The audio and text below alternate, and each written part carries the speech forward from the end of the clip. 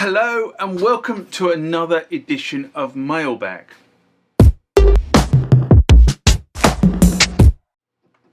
What is Mailbag? Well, Mailbag is a feature of the channel where you guys leave lots of comments on the channel and I attempt to answer those comments, or if I can't answer those comments, I throw it out to you guys who have more knowledge on some of this stuff than I do. So let's get into the first mailbag of this session. Remember, like, comment, subscribe to the channel.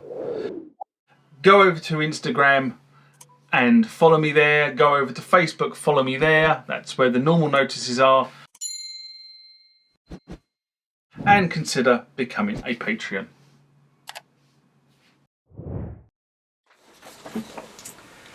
Next question comes from Sean C, and this was in response to the Oberheim apology Anderton's Gets a OB-X8 rant I did in May 2022. And Sean writes, hello. The channel is called The Music Tech Guy UK. All seriousness, I personally find your journey as a YouTuber fascinating. I love the evolution of the channel, very relatable, which is the charm of your channel. I also love the rants on shipping and eBay charges to break even. All great stuff. Keep up the technical woes. Love it. That DX1 better come with a nice sports car to drive around for that price. Yes, this was a DX1. I think was being touted for about $100,000. Wait, I thought the differences between the Profit and the OB-X was filters. So wouldn't there be an obvious physical difference? However, I'm still in the rather I'd buy a £99,000 sports car and a £1,000 Behringer. Oh, I said it. That sounds 99.99999% like the original. The inverse is a $100,000 synth and a £1,000 car. I'm sure the girl at the gig would prefer the first option, but honestly, I'm a drummer, so what do I know? So for £100,000, I'd expect the artist inside his signature drum for that price. My Isla and Behringer reimaginations are just fine for my needs. I thought you drummers always got the girl. You know, the lead singer's always got the, and you always got the girl.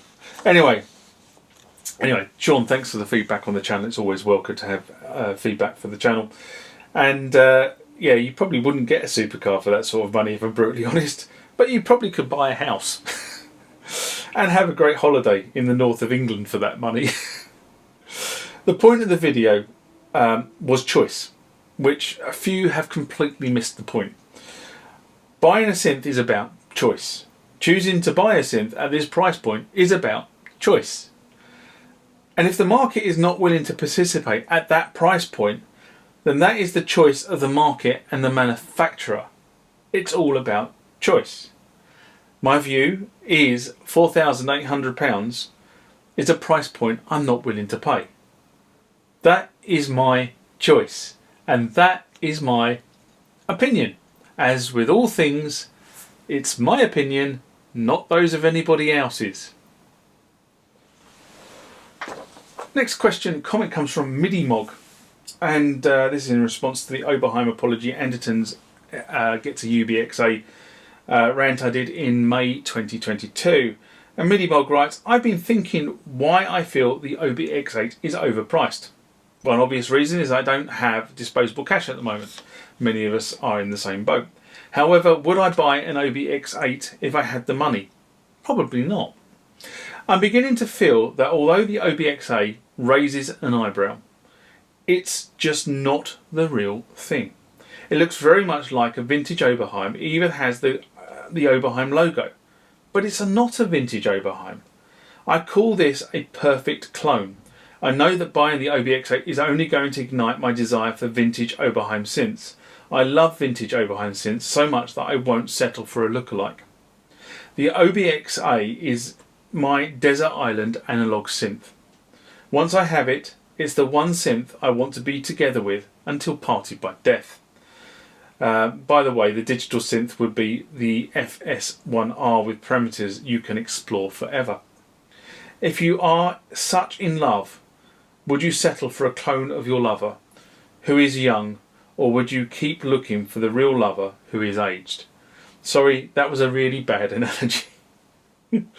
I might just go for the younger one in this case. LOL. Right, don't say that with the wife around or the girlfriend around. I think you might get sort of your kneecaps done. So why pay so much for a clone? I should be saving money for the vintage Oberheim. I dream to get that one day. That's why I feel the OB-X8 is overpriced. The UBX8 desktop, on the other hand, is a completely different story. I personally don't see it as a clone.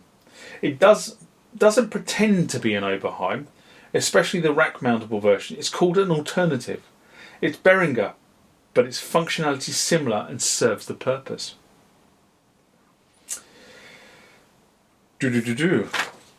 Yeah. One of the earlier videos on the OB-X8, I also asked the same question. Was this synth giving us something new, or was it a reimagination of what we already had? Very Behringer style. You have to use the term clone.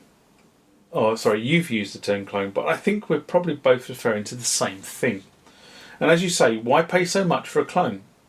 The Behringer model is to bring us these synths to a wider mass market and is based on shipping lots of units.